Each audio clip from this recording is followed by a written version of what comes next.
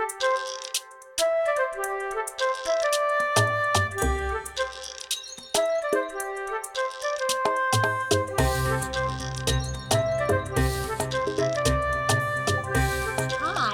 Mize, pediatric speech-language pathologist, and welcome to Teach Me to Talk, the podcast. Now, today's podcast is show number 383, and we're calling it Sign Language for Babies and Toddlers. And I know that this video with this title on YouTube is going to bring in lots and lots of new parents who've never even thought about their child having a language delay, who are just out there looking for information for helping their baby learn how to communicate with them. And if that's you, if this is the very first time you're joining me, welcome. And I have an entire line of videos here on YouTube and certainly a whole website to help teach you tips to get your own baby or toddler moving in the direction of talking and communicating with you. Now, for those of you who are regulars, if you're a regular podcast listener, keep doing that. And again, you can still, if you're a therapist, get continuing education credits for listening to the podcast and then simply going to my website, teachmetotalk.com, and then accessing the show there, paying your $5 processing fee, and then getting an hour's worth of continuing education credit for something you already do, which is listening to the show. Now, if you are watching on YouTube, and here's the thing about the video podcast, I used to be able to do the podcast in my pajamas or after I'd worked all night, and you could just hear my voice. You couldn't see me. Well, boy, what a shock today when I have just burned the midnight oil all week long, and I'm looking at myself on camera today thinking, oh no, I can't fake it like I used to sometimes. And so again, if you are watching and noticing more wrinkles, it is just because we are working night and day to get our mission-based clinic here in Central Kentucky off the ground. I'm working on another fantastic follow-up to Is It Autism on the course on DVD. I'm actually doing a workbook series for that, so look for that in early 2020. And so we just have so many great things going on. Again, I'm afraid that it might be showing a little bit on my face today, so just wanted to sort of put out a little disclaimer for that. But today's topic is so important because we're talking about the benefits of using sign language with babies. And again, this is something that has just really erupted in popular culture, and it kind of goes in fashion and out of fashion, even in the field of speech language pathology. Now, when I first started, when I went and got my bachelor's degree back in the 80s, we were signing a little bit with kids, and then as I did grad school in the early 90s, the popular culture kind of took over sign language, and so signing for babies or baby signs were really, really popular. And then we all did it as speech language pathologists because we felt like, and I still feel like this, that signs are such a bridge to spoken communication. And I'll give you the scientific reasons why in just a minute, those evidence-based reasons. But again, it took over and everybody was doing it. Child care workers were signing, teachers were signing, all kinds of educators, doctors, all kinds of professionals sort of jumped on this bandwagon. And after a little bit, speech language pathologists started to pull back.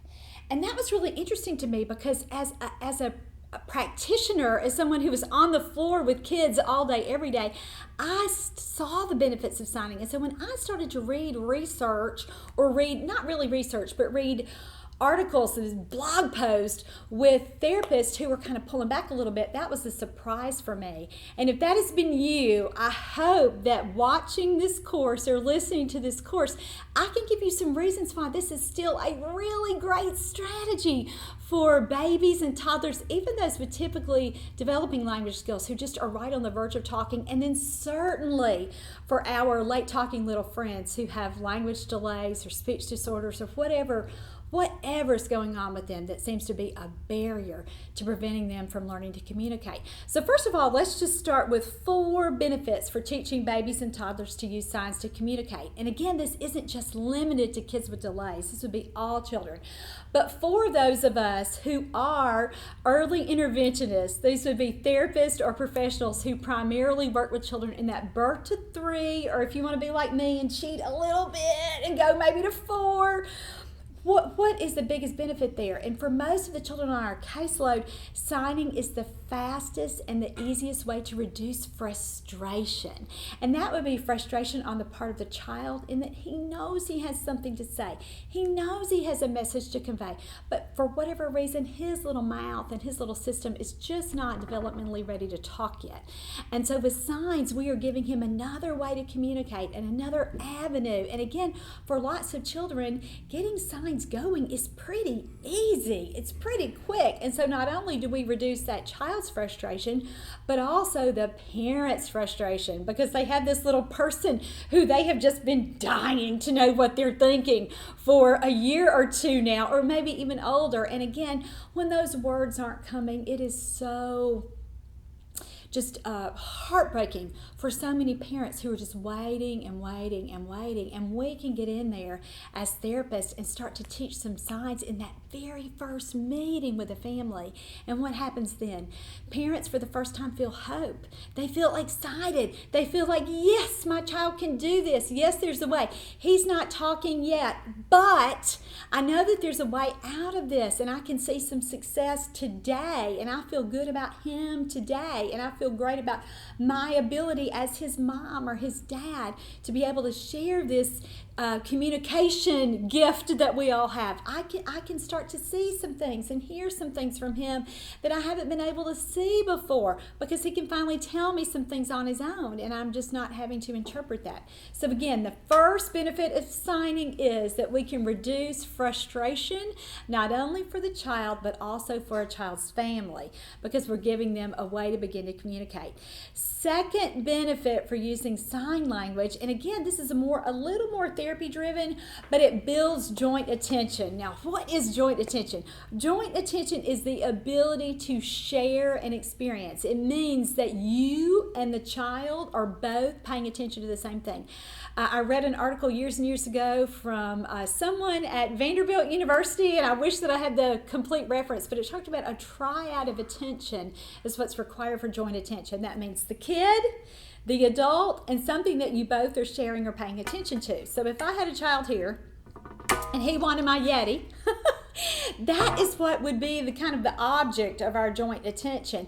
And the reason that signs build joint attention are it gives a child a reason to look at you, and you're performing a symbol here that you are establishing that communicative message, and then you're talking about another object. So again, the child is more likely to include you because he's watching you, he's making eye contact with you.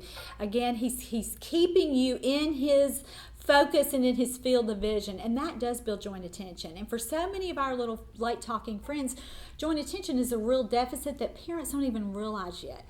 We get really focused on paying attention, and this is fantastic, child-directed attention on our part. We get focused on paying attention to what they're paying attention to and talking about it and narrating it. So again, if we were talking about my Yeti here, we would say something like, cup, whoa, look, do you want a drink? There's that cup, or there's the glass, whatever you want to call it. And again, that's the focus here. And when we have, when we're using signs like that, or what happens here with this cup is sometimes the child then leaves you out. He becomes so intently focused on the object that you are talking about and that you have rightly narrated for him that he loses focus with you. He doesn't automatically include you in that conversation. So when you are using signs, and when we get a child really accustomed to watching us, to seeing what our hands are doing as we're communicating, again, that facilitates joint attention. So that's the second benefit of using sign language with babies and toddlers. And you know, let me just say too, educators may not call this joint attention, or parenting experts, they may use terms that are more emotionally based. So they may say things like bonding, or that you are fostering a better emotional attachment. And again, whatever you call it, who cares? The point is that you want the child including you as his communication partner or as his teacher, if you want to think about it that way. And so signs, again, give us a way to do that. So he is focused on you and building that bond or joint attention or emotional attachment, whatever you want to call it, that shared experience. All right, the third benefit to teaching sign language to babies and toddlers. Our signs are a bridge to words. And we talked about this a minute ago with it's just an avenue, it's just a way.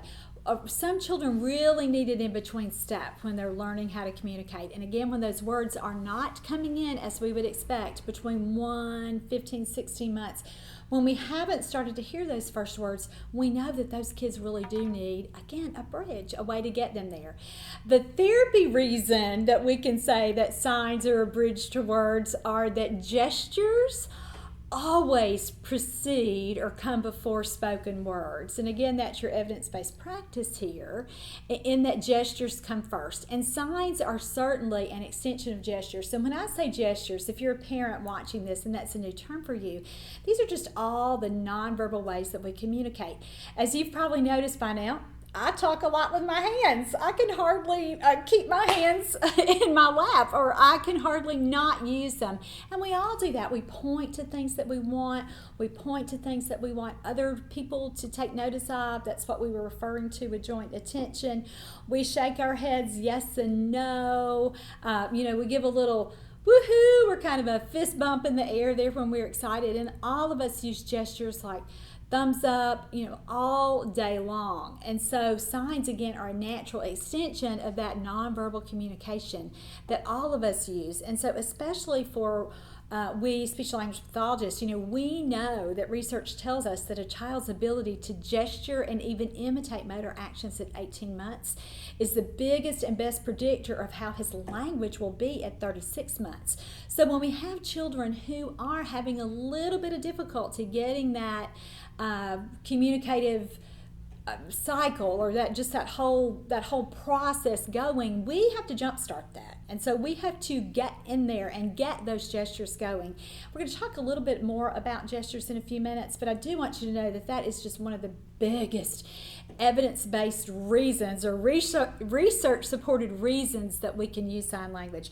And then the fourth benefit of teaching babies and toddlers to use signs to communicate is that it does provide additional motor practice to get those little systems primed and ready. Now, when we use a gesture, we're mostly using gross motor, or our big body movements. And again, if you haven't thought about it in that way, then you could, I guess if you were an OT, make a case that signing would be more fine motor.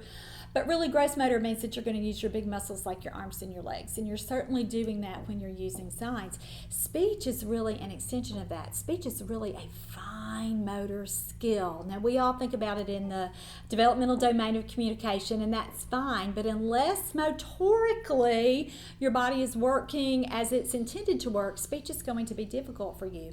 And so for lots of our little guys who have some neurological differences, those are going to cause some speech and language delays. And so for me, as a scientist or a speech pathologist who thinks about using science, is everything I am doing rooted in science, this makes a lot of sense to me. Is I've got to jumpstart that little physical system. I've got to get that primed and ready so that we can go from gross motor control, or from big body movements, to a more refined system where we're thinking about that speech system, and that we are, again, moving a child from that more global control to a more finely tuned system. And so I love using signs for that reason.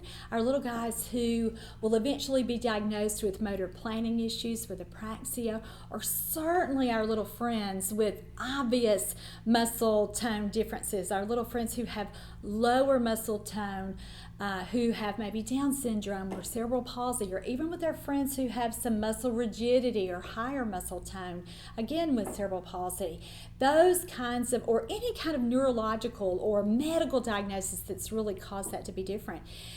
Signs are going to be great for those kids because they give them that additional motor system practice. Now, sometimes the motor system, the issues that a child has with either motor planning or motor control or even strength, will limit how accurate his signs are, and that is okay. Again, we're looking at this as practice, and we're talking about this with very, very young children. babies at about that 12 to 18 month level, and they become toddlers during that period, all the way through that early preschool period. And again, no, that's the developmental period where all their little systems are coming together. So anything we can do to help facilitate and foster development in whatever area is certainly going to be worth our while. All right, and you can get tons of references about signing. I'm going to include some there if you purchase the continuing education credit for this course, you'll be able to look at that. And again, not so much to drive this with impressing upon you that signing is evidence-based, but I want to give you just some really, really great resources to share with parents who might be a little bit concerned about signing. And the objections that we have with parents with signing is sometimes they say, if I teach him how to sign, he won't be as motivated to talk, or that will somehow limit him talking, and that is absolutely not true. And so I want to give you some really good, just real life, everyday references from places like Parenting Magazine and SightNet and those kinds of things. Again, not to support the science piece of this, but just so that you can help parents feel a little bit better about it and understand it better. All right, now when we're talking about all these great benefits, you can't just then really start in and say, fantastic, I'm going to start today with signing. There are some prerequisite skills that will make signing, well, as a therapist, you'll be able to predict success a little bit better. And again, that's why some of us fail when we begin to teach or use any kind of strategy with the child. We are not really considering, what do I have to do to get this kid ready? What are some things that would tell me whether he is a great candidate to be a strong signer, or whether we have some other things that we have to address first? So let me give you some of these easy signing prerequisites. And again, I've learned this the hard way in my over 25-year career as a speech pathologist. And so if you're a parent watching this or listening to this as well, these are the things. This will let you know if signs will work for your child or not. And so if you are also listening or watching, and I have a lot of parents in this category, your children are older now. They are 4, they're 5, they're 6, but you're realizing, I've got to go back to the basics because they're still not talking yet. And so your children are still in this earliest developmental period. And so you may have tried signs, and you may be thinking, that just did not work for us.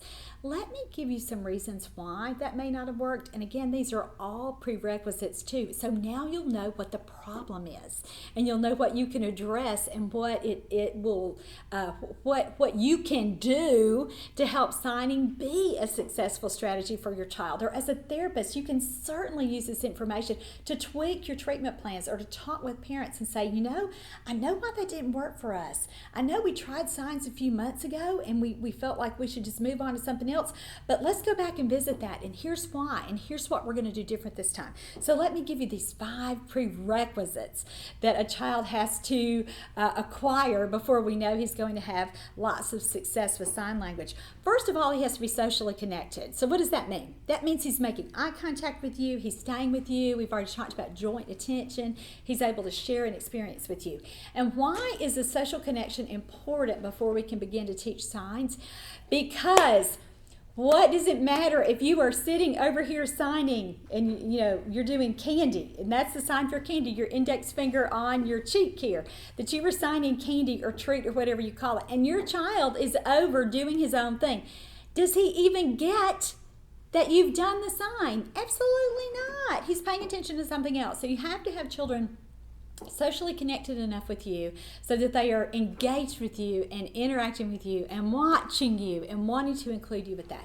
And so when we don't have a kid who's socially connected, when we have kids that are really intrinsically motivated, meaning again they're doing their own thing all the time, we have to build that social connection first. So things like social games, things where you are keeping them with you all day, every day, where you're doing everything you can to get them in the habit of listening and responding and including you.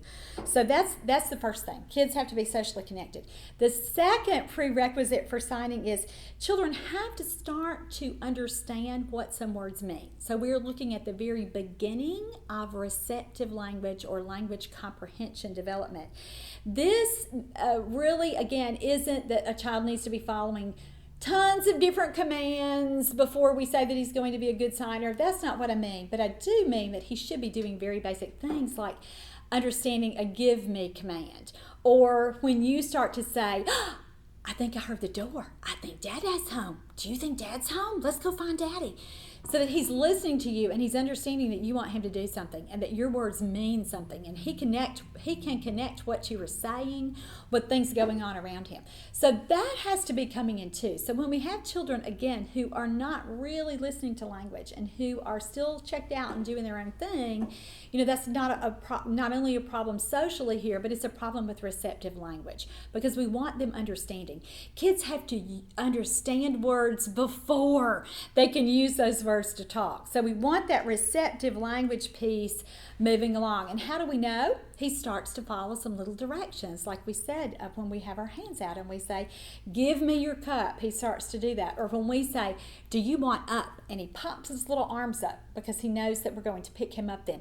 He may not be following multiple step commands yet, but he is understanding very basic, simple, familiar kinds of directions. And then we know he's ready to start to learn some sign language. Our third signing prerequisite here is that a child has communicative intent. Now, what does that mean? That means the child understands that I've got to do something so that I can get something. And so we know that children start to understand that when we see them reach for things, when they use their give me fingers or their want sign or whatever you call it there, when they are whining, so that they tell you, hey, I've got a need here. I want you to meet it for me. That's communicative intent. Now, therapists refer to that as pragmatics or language use, but it is so important that children start to have that to come in. And again, when we have a child who doesn't have that, we know signing's not going to be as effective to him, because what are we doing? We're adding something when we're signing. We're having him do a motor action. And so if he doesn't have that really basic drive or that basic intent first to let you know that there's something that he needs from you, that's the piece that's missing with those children. And so that's what you'll have to work on with that. We'll talk a little bit about some ways that you can do that in a minute, but that's a prerequisite. We have to have that communicative intent going. The fourth basic prerequisite for signing is that children can do some basic motor movement so that they can use their arms. And so for most children, that's not going to be a problem, but for some of our children who have significant weakness or paralysis or just lots of problems with control, of course we're going to need to look at some other systems for them. But I'll just tell you that I've used signs pretty successfully with children who have had some pretty severe motor issues or motor delays or motor disorders, and signing actually has helped them because they are learning to control their little bodies. So what do you look for? You look for their ability to imitate really easy motor movement. So things like clapping. If a child can't clap, there's no way he can sign more. Can you see that connection there? So if you're a therapist and you have a child who can't get his hands to midline, signing's not realistic for that child yet. You've got to get him there physically. And as a speech language pathologist, you may think, well, how am I going to do that? That's not really my job. That's why we have physical therapists and occupational therapists. And so for some of us, for some of our kids, their work really needs to be focused on getting that physical system and getting that motor system up and running a little bit better. And there's certainly some other things we can do, some other AAC methodologies that we can use at that point.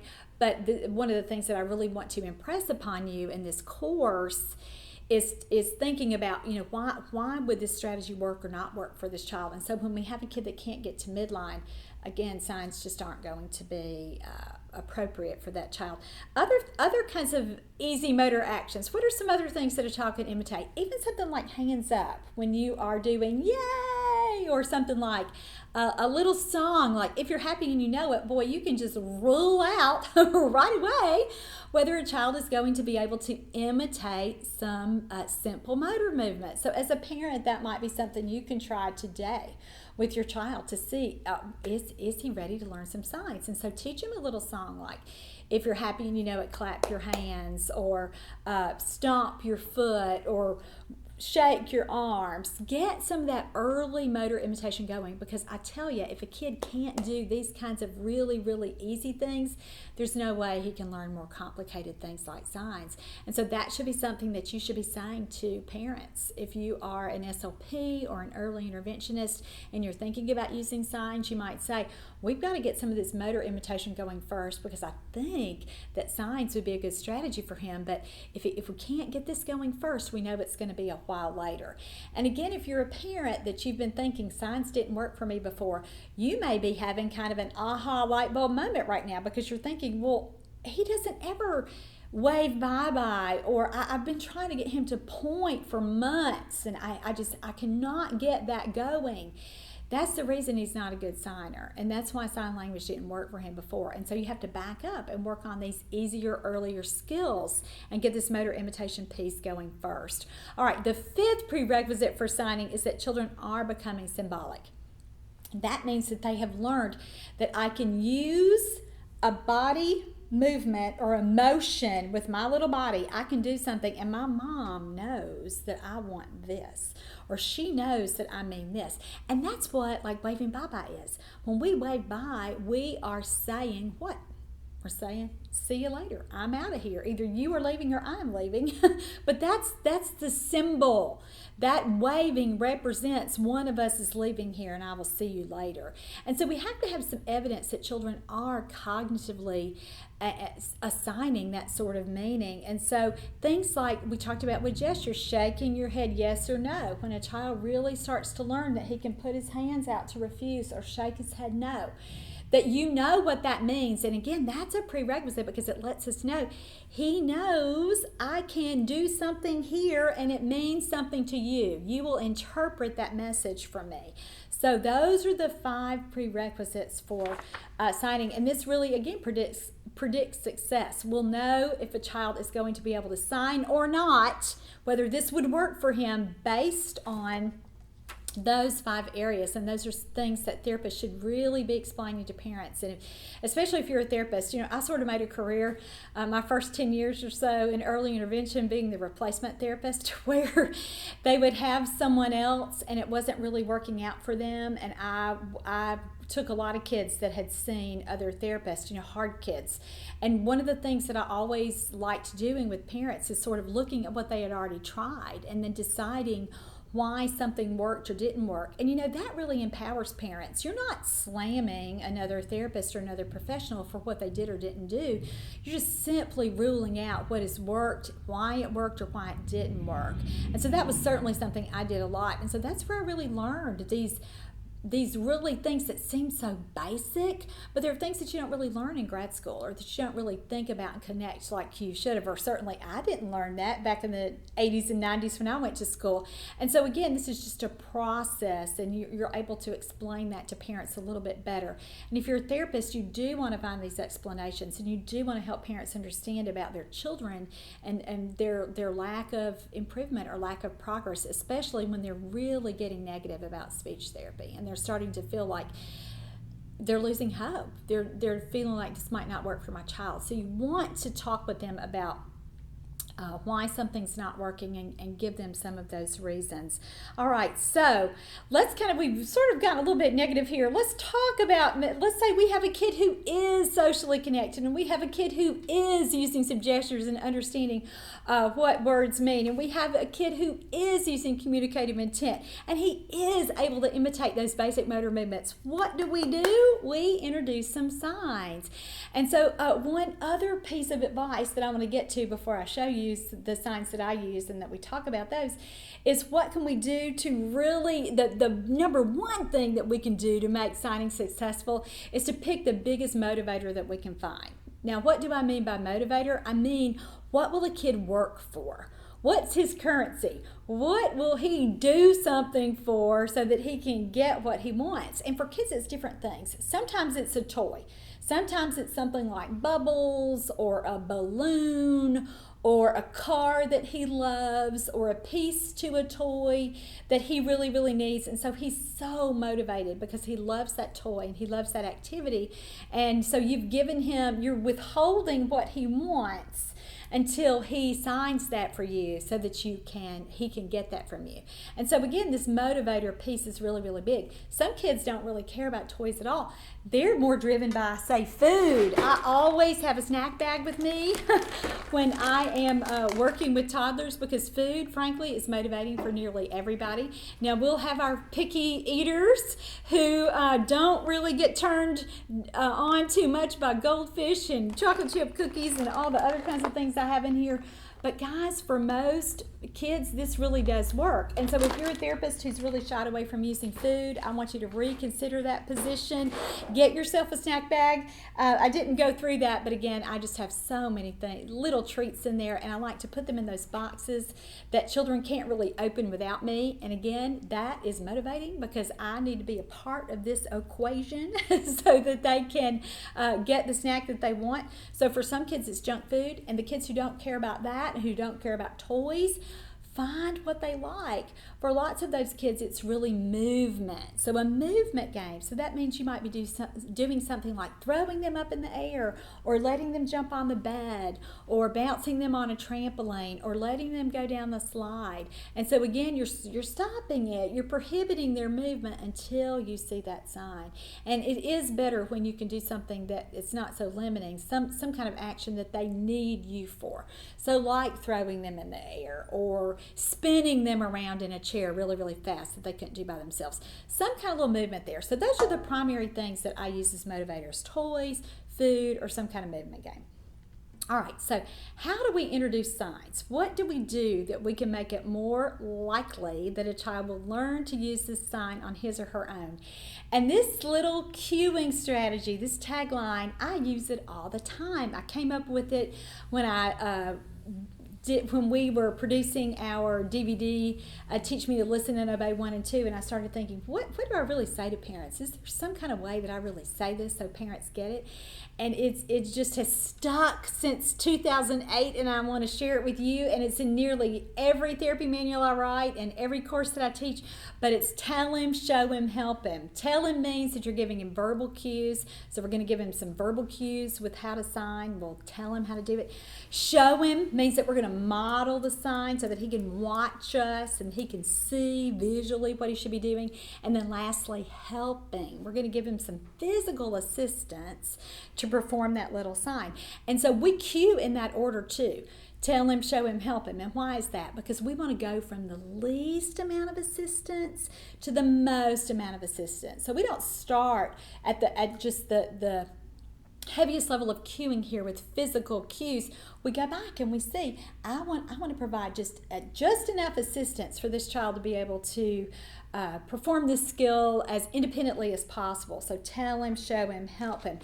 Do not over-rely on hand-over-hand assistance with getting a child to sign, because a child, when you start to do that, when you just reach out and make his little hands do anything you want him to do to perform the sign, and he's so passive with that, you are creating an overdependence on you, and you are making it so much less likely that he will not sign spontaneously or on his own. So do everything you can. You can get up to the physical assistance and help him at that point, but quickly fade that physical help so he is not overly dependent on that.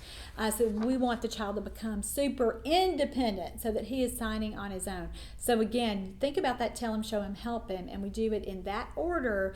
And if he can imitate the sign just from seeing it from you, you stop right there and don't go to that physical helping. And that's a big thing that we as therapists need to be telling parents about signing, is give them the physical help in the beginning, but fade that, because we want them doing the sign on their own as quickly as possible. All right, so let's get talking about now what specific signs you should teach. Now, I like to teach signs that are general and all-purpose requesting words first. Now, some of you who are SLPs might have learned it a different way. And you might be thinking, I don't know about that. And here's what's going on with this. Again, when we had that big signing explosion in the 90s and early 2000s, everybody was doing it. We were all on board. We started to notice as a field that some children, particularly a subset of kids, and I'm specifically referring to children who have red flags for autism, when we taught, first it was hard to teach them signs, and again, it makes a lot of sense when you go back and look at that signing prerequisites list. It was hard to teach them signs because they weren't as socially connected and they weren't as symbolic, because those are core deficits of autism. If you have a child who's really been having difficulty learning signs, go back and look at that and see if you can start to pick out some diagnostic reasons and some things that they're struggling with that lead you to think, oh, well, no wonder that signing didn't work for that child, because their core deficits are in this area. And again, what we did as a field is we sort of took then what we were seeing having difficulty with a certain subset of children, and then we overgeneralized it. We said, well, if our little friends with autism are having difficulty generalizing signs, and if they are just staying stuck with a sign like more or sign like please, let's just quit teaching more and please. Let's just only teach signs that have one specific referent for that. So we're only going to teach a sign like car, only going to teach a sign like bubbles, and we won't ever teach these general all-purpose things because the child might get stuck. I just have a hard time following that logic, because the reason that I like these all-purpose signs is the same reason that some therapists hate them. I like that a kid can practice all day, every day. I like that the sign more, he can use it for 10 different things at home, because I think it gives them more opportunity for practice. And I think that a parent then has more opportunities to create an environment where they're really communicating with their children. And so we can't just take something that we've learned from one subset of children or one niche population of children and then completely throw out the strategy because we think that it's no longer valid. I mean, that is pretty silly to me. Another reason that people don't like to use these all-purpose signs is because, again, they think that children overgeneralize, like we just talked about. But guys, as kids learn language, that they all overgeneralize, even with words. A child will see a man, and until he's 2, what might he call every man he sees? He might call them every man Dada. Why? Because that's who the man is at his house or he's closest to, is Dada. And so, or every round object, he sees an apple and he calls it ball. Why? Because children overgeneralize, and that's all right. And so we don't need to really limit the signs that we teach based on that, because can you see how if we tie it to typical development, it's all right that if a child does that. So I still stick with these all-purpose requests. And again, I wrote an article about this, gosh, 4 or 5 years ago now. It's called In Defense of More, 10 Reasons I Still Teach the Sign for More First. So if you want to get that, go to Teach Me to Talk and look that up, and I'll try to link that in the post here on YouTube too, so that you can look at that. But I think these all-purpose signs really, really are the most effective, particularly when we're talking about toddlers, when we're talking about babies and toddlers, kids in that 12 to 24 to 30, 36 month range, because they are still in this earliest developmental period. And again, we want to do everything we can to facilitate communication. And so when there are kids that are having those specific problems like overgeneralizing or not linking meaning, the receptive language issues, they are going to have a little bit more difficulty maybe getting stuck with signs. But again, that's our issue to deal with as adults. We need to keep them moving along. So you don't just teach 1 or 2 signs. You teach those to get it going in the first week or 2 that you're working with signs. But after that, the sky is the limit. I've had kids who've learned almost 100 signs, and again, that's before they're talking. Or lots and lots of children use signs as a compensatory strategy because their speech intelligibility is so poor, and so they're so difficult to understand. And so signs really help their parents understand them with what they're trying to communicate. So again, don't get too hung up on these we shouldn't teach signs because of this or teach signs because of that. And there are, like we talked about, certain populations where you might go with a different AAC or alternative augmentative communication system first. Our little friends with autism do better with pictures, with picture exchange communication system. Or our little friends who have severe motor problems will do better with a speech generating device, an SGD, or some other kind of tablet or app-based system, because the motoric demands are certainly going to be lower than they would with signing. And so just think about that, but don't throw out signs as a strategy, as it's no longer good for anybody just because these certain subsets of kids have difficulty with it. And I hope that makes sense to you. All right, so let's move on here and talk about these first all-purpose signs. And if you're a parent, you're probably saying, finally, she's to the point of this presentation that I wanted to get to. I want her to teach me some signs. So let's just go with these 1, 2, 3, 4, 5, 6, 7, 8 signs that I teach first, and I teach them usually in this order or however they come up. But again, these are super, super practical for children.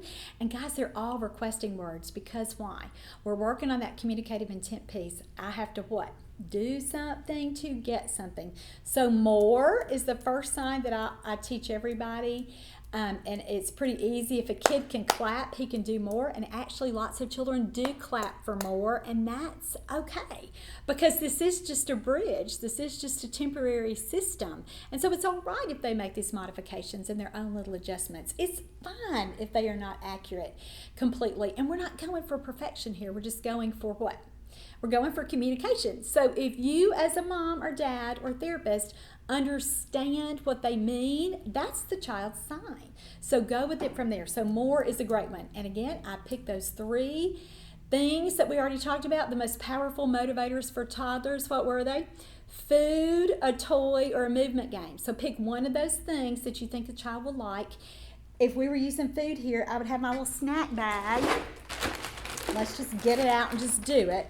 I would have my snack bag here, and if they liked gummies, I would have the gummies here, and I would give them a gummy, and then when they're ready for the next one, I would model, oh, you want more?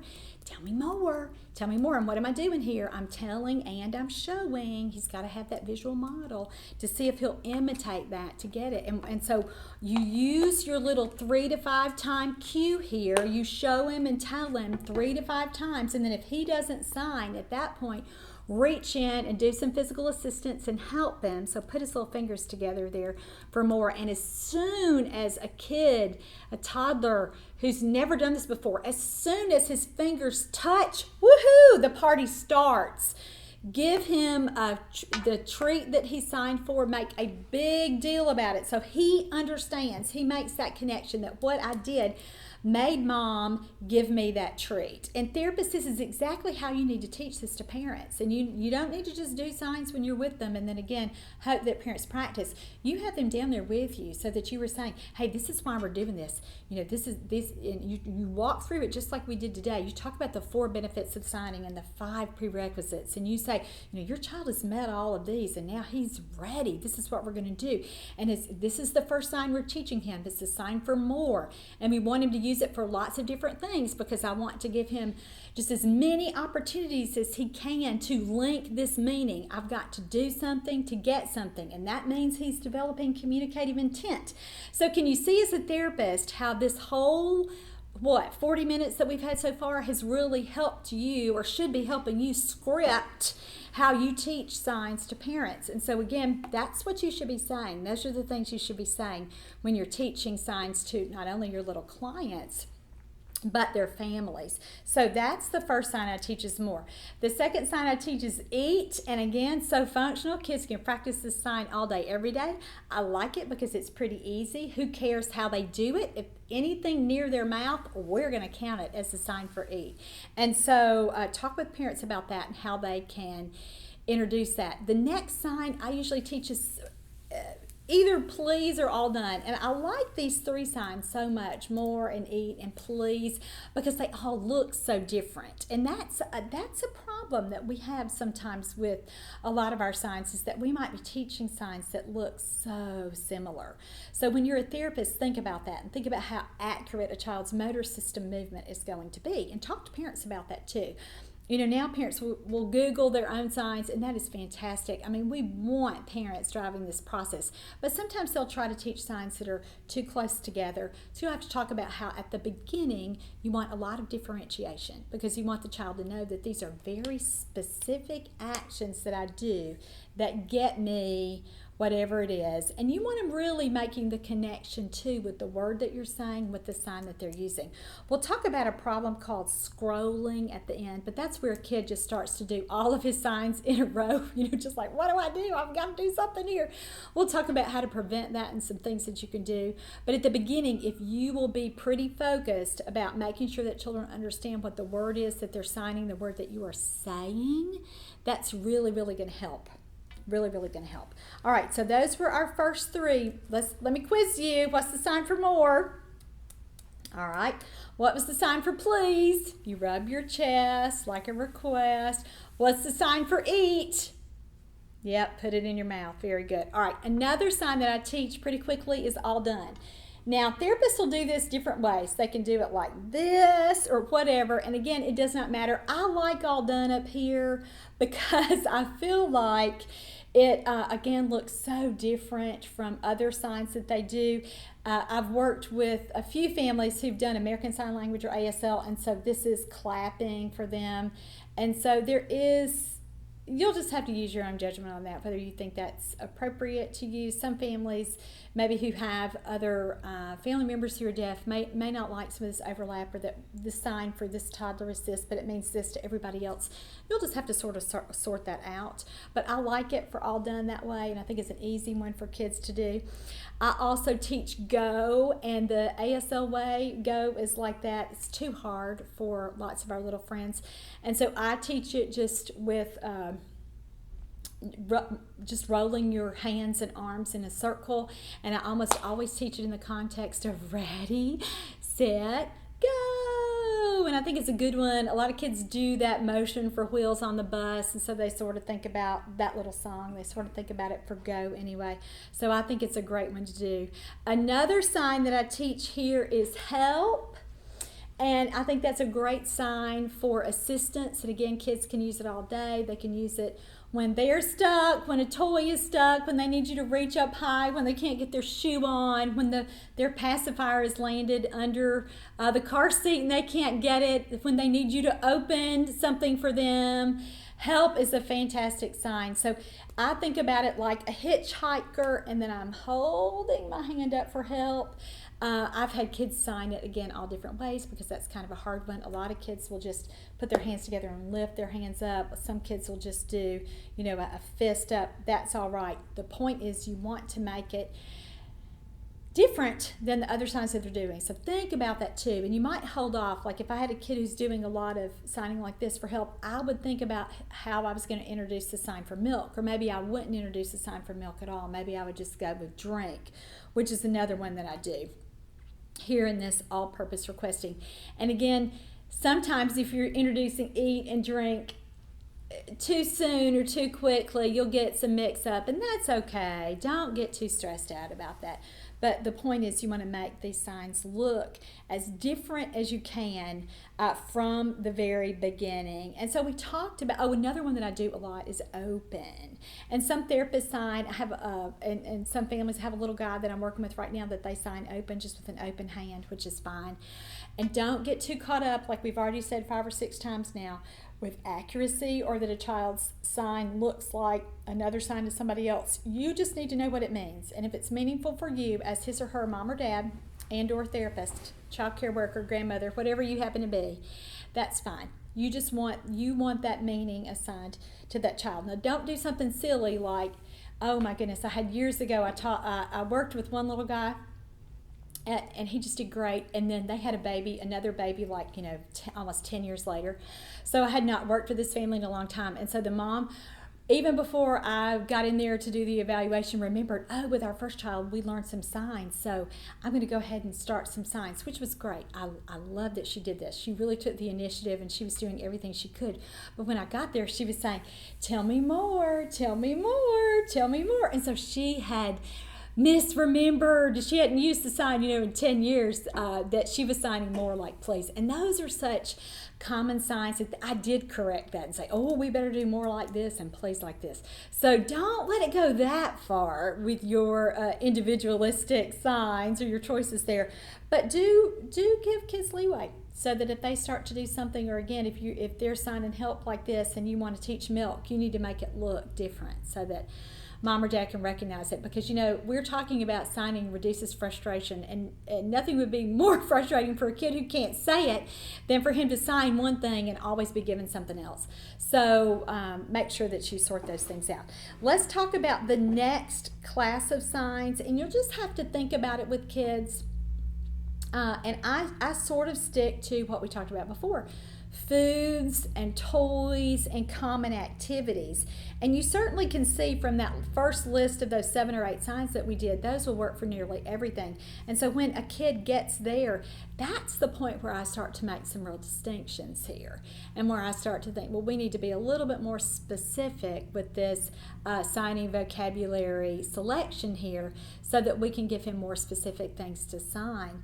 And so if a kid is a big eater, like I'll have some kids with my snack bag that, in an hour session, 40 minutes of it is them requesting snacks with signs, and I'll just tell you that's okay with me. And some therapists would really disagree with that and say, we can't let a kid eat like that, we've got so many other things to do. Guys, what more functional goal would there be than a child who's able to tell his mom what he wants to eat? I mean, nearly every parent, when you first meet with them, say things like, I just wish I knew when he was hungry. I just wish I knew what he wanted to eat. And I wish she had a way, instead of going in the kitchen and, throwing herself on the floor and crying, could you please give me another way to know what she wants? And so that's when you start to really differentiate. And remember, too, that one of the reasons that we're doing this is we're helping children become symbolic in preparation for what? In learning to use symbols, words. Words are symbols. And so we want to help them learn new ways and new, more specific vocabulary at this point. So let me teach you some of my favorite snack kind of foods. And again, I don't use signs like broccoli or hot dog, although hot dog would probably be okay. I don't use signs that I don't think kids are really going to ask me for. Now, there will be some children who love broccoli. And if you've done a great job as a parent, you might have your child who's constantly asking to eat a vegetable or a meat. But for most children, junk foods are going to be what they're more motivated to request. So let me just teach you some of these signs. Cookie is here, and I think about it like making a cookie cutter in my hand. And let me just go ahead and give you the most common approximations that children will do. A lot of kids will do this for cookie. Some kids will turn it sideways and it starts to look a little bit like more, which is what some kids do for more. But when that happens, you just correct it. Just flip that little hand over, try to get it open a little bit and say, cookie, you want a cookie. And then just do a lot of really, really shaping that sign, and as you are giving them the specific reinforcer, which is the cookie that you're asking for. Cracker. The sign for a cracker is you lift one of your arms and you take the knuckles on your other hand. And I just realized that for the podcast people, you're just listening. You can't see all this great modeling that I'm doing on the YouTube video. But I want to tell you, in case you're listening, I should have. Let's do that. For more, let's go back to this first little set just for our podcast people. More is you're putting your fingers together for both your hands. Eat is you are putting your fingers to your mouth, kind of a clasped hand there, and putting your fingers to your mouth. All done. I signed it by putting both of my hands in the air and then twisting my hands in and out. Please is that you rub your palm on your chest. Go is you have your fist and your arms, and you are rolling your hands and your arms like you're in a circle. Think about the motions for wheels on the bus go round and round. The round and round part is what I use for go. Open, we talked about some parents do a hand and let the hand come open. I do it where I start out with both hands in front of me. My hands are face down, and then I turn them face up. For open. Help, well, I think I gave the verbal description for that. It's like you're hitchhiking, so you have a fist with your thumb up, and then you lift it up with your other hand for help. And the milk is like you are milking a cow in the air. All right, so that gets our podcast people caught up, just listeners. Okay, so for cookie, we talked about that. One hand is out, and you take your other hand and you Pretend that you are doing a cookie cutter in your other hand. So that's the sign for cookie. And now we're back to where we were with cracker. Lift one of your arms and then tap your elbow with your other closed fist for cracker. I always think I'm going to crack my elbow here. That's how I teach and remember cracker. So that's a good one. Fish for goldfish. Use your hand and pretend like your hand is a fish and then it's swimming away from you. So that's the sign for fish.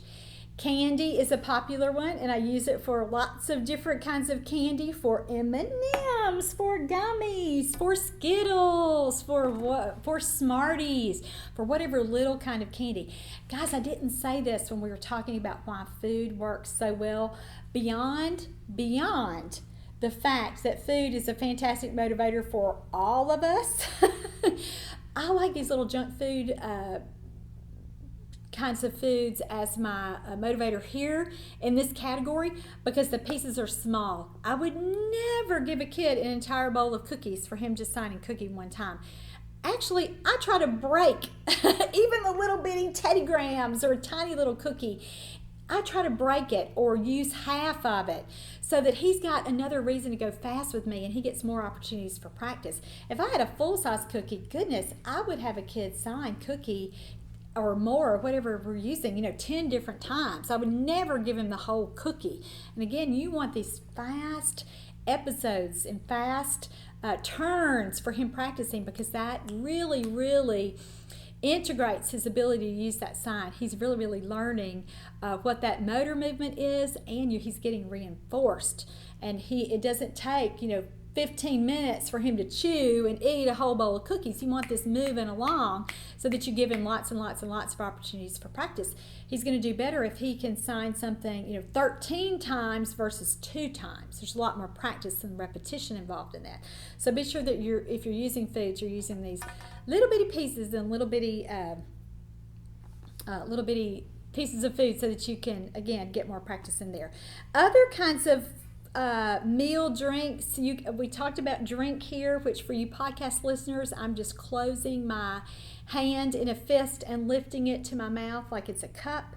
We talked about milk, but you can sign water, which is 3 fingers out, your index finger, your middle finger, and your ring finger. It forms the sign language for W, so water right there. Juice is another one. The ASL version of this is that you hold out your pinky and you make a J in the air. I've hardly had any child, any toddler, and remember I specialize in 1, 2, and 3-year-olds, be able to do that. So most of my kids who were signing juice put an index finger out and do something so that it looks like they're about to point, but they do something, and that's what we recognize as juice. So those were kind of the next little rung that I teach, especially for children who are really into eating foods. And so again, this goes back to how do we prevent a kid from getting stuck with signs? You figure out what they like, and then I think it makes more sense to me to teach lots of words within whatever their primary motivator category is. So if they were a food kid, we're going to learn a lot of different signs for junk food, and that's what we practice on. And then truthfully, that's what their parents are feeding them anyway, or maybe not. Maybe it's just such a treat for them that they like it so much that they work a little bit harder for it. So just figure that out. I have had some children who love fruit, and so we learn signs like banana or signs like apple. And so talk with parents about that and really help them figure out what would be most motivating for their own children. So those are signs for food that I use. The next kinds of things that I use for kids who love toys. So you figure out what their favorite toys are and you learn some signs that match their toys. Choo-choo's always a big one, and I do it just like I'm pulling the train horn and say choo-choo. The ASL sign for train, I think, is this, where you're moving the train on your tracks here with your fingers. So you have your 2 index fingers and your middle fingers there, and you put them down like they're right in front of you and like you're making tracks, and then you have another set of trains kind of cross your fingers there. So that's how I think about train. Ball is you're holding a round ball here in front of you. So boy, this is hard for the podcast people. You're just gonna have to watch the YouTube video. so you can see the signs, but really you just put your hands in front of you like it's like you're holding a ball, so a round shape there. You shape your fingers around the ball. Book is a great one for our little guys who like to look at pictures of books. So you put your hands in front of you like the book is closed, and then you open your hands and keep your pinkies together as they form the binding or the middle of the book. And so you open your palms, open your hands like you are reading a book there. I sign bubbles like I'm popping bubbles in the air. The real sign for bubbles, I think, is that you're blowing something from your mouth. But I've done it for this way for over 25 years, so this is what it is to me, like you're popping bubbles. And again, it looks so different from your other signs. Balloon is you are blowing a balloon from your mouth. Car or truck, you're driving, so think about the steering wheel there. Airplane, you can sign it the ASL way, where your thumb, your pointer, and your pinky are out. But honestly, guys, I do this for toddlers. I stick both my arms out, and they are forming the wings of the plane, and that's how I sign plane. Baby, for baby doll, is like you're rocking a baby in your arms. So you put again, like you're cradling a baby, and then move your arms from side to side. And then another favorite sign here for kids who love toys, play. Some parents, I'll do this and they'll say, oh, you're signing hang loose. And I say, no, we're going to call that play. And so your thumb and your pinky are out and you are moving that. And kids will do all kinds of things for that. And you can already see that all done might look like play to some kids, but you've got to use it in context. And again, don't get too weird about that. And why? Because lots of typically developing babies and toddlers, some of their words sound the same. And so we don't say to them, stop that, stop saying that word because it sounds just like whatever. Absolutely not. You just shape it. And that's the same thing we do with signs. So don't get too hung up on these silly reasons not to use signs. Other kinds of signs that I teach kids at the beginning too would be things common animal signs. Kids love animals. And so if they have a farm set, or even if you have a pet, you want to learn the sign for dog or cat or fish or whatever your pet is. Even things like ducks. There's so many ducks or bears or bunnies on children's puzzles or books, or even on their pajamas sometimes. So look at what a kid likes. Today I've taught you maybe 20, 25 different signs. So certainly you can find some signs to pull out and use with toddlers. Other important points that I want to hit before we're finished. Don't just teach a kid this if you're a therapist and expect that his mom or dad will be able to use it with him, or even remember what it means if you just show them one or two times. You've got the vigor that you use and the effort that you use, that you put into teaching a child a sign, really needs to be directed toward those parents, so that those parents and grandparents and nannies or daycare teachers or whoever, or siblings, so that they know the signs too. So be sure that you're teaching everybody what those signs are. Don't stop teaching signs when they've just learned one or two signs. And again, that just blows me away when a therapist will kind of complain to me at a conference or write me an email and say, I just have this kid and he's just stuck on, he wants that, signs just aren't working for us. He's just really stuck. And I'll say, well, how many does he use? And she'll say 2. And I'll say, well, how many others have you taught him beyond that? And then nothing. Silence. Aha, we found the problem. So you've got to move kids along and teach additional signs too. I also use signs in really as a way to start to cue words too. So words like more and words like go and words like bye-bye, you tie that with a gesture. Pair the word with the sign, and that really helps so many of our little friends, especially our little friends with motor planning issues or even motor issues to start with. Even if there's just weakness or strength issues or coordination issues, those kinds of things, pairing a motor movement with a word can just be fantastic, just a fantastic strategy for so many of our little friends with that too. Let's talk about scrolling really quickly. I mentioned it and I don't want to leave this course without talking about it. What happens when a kid is, going through all of his signs to try to get something? That means that he really has not linked his action with that specific word. So that tells you you've got to slow down. His cognitive system or his receptive language system is not keeping up. And so you want to be sure that you are reinforcing the sign with the correct word and help him link that together.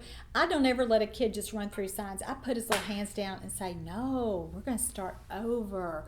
And whatever sign I've cued or think that he's spontaneously trying to use, we just go back to that and kind of start at the beginning and get his little physical body calmed down so that he learns that I've just got to do one thing at a time here. What if a kid still can't sign? What if you've just listened to this and you've started, and maybe you're coming back to listen to this show for your third time or fourth time because you think, I missed something here. This is still not working. Guys, it's always the prerequisites. There's always something missing. So go back to what they were. Is this kid socially connected enough? Does he care about being with you? And if not, if he's always running away from you and he misses you sign, stop signing and work on that social connection piece. Is it receptive language? Does he not understand what candy means? You know, you may really have to spend a lot of time helping him develop his ability to listen and really teaching a lot of where's the candy, show me the candy, find the candy, you like the candy. You know, you give him a piece and you say candy over and over and over and over and over until he links that. You know, that's a receptive language problem. It could be that communicative intent. You haven't found the big enough motivators for that child yet. So maybe you've been using toys and you need to switch to food. Or maybe he's a busy kid who's moving all the time. You need to switch to those movement activities where you are having him sign so that you will spin him in the chair, or so that you will dunk him in the water if you're in the pool, or so that you will throw him in the air, or so that you will bear hug him or tickle him or whatever. And so you've got to really, again, fine tune your motivators. It might be a motor problem. Maybe you need to make his signs easier. You need to provide some compensations. Maybe as a speech language pathologist, you need to talk with his physical therapist or his occupational therapist, or refer. Get someone else to see him because you realize, gosh, this is beyond what I can do. This is beyond my area of expertise here. So when you're looking at these things, or maybe, you know, I said in the beginning, the fifth prerequisite here is that a kid's not symbolic. He's not using any gestures on his own. Maybe you need to go back and work on those things too, with really helping him learn how to wave bye-bye and clap and give you high fives and do those things, those first little, or bang on the high chair tray in imitation of you. Maybe you need to back up to imitating actions with objects, which would come before this body motor imitation piece. And so again, when a kid can't sign, don't just give up on it. Look at what's the reason here. Where's my missing piece? Why? And it always drives back to those prerequisites, or he's just not getting enough repetition and practice. And we can fix that because we can get parents on board with us, and we as therapists can really double down and commit and start that repetition and practice piece and get everybody on board with doing that. All right, so let me give you a couple of resources. If you are a parent and you want to get the written summary of this, you can get it by participating in our continuing education course registration. And even though you don't need the credit or the certificate or any of that, you'll get the handout for this, the summary.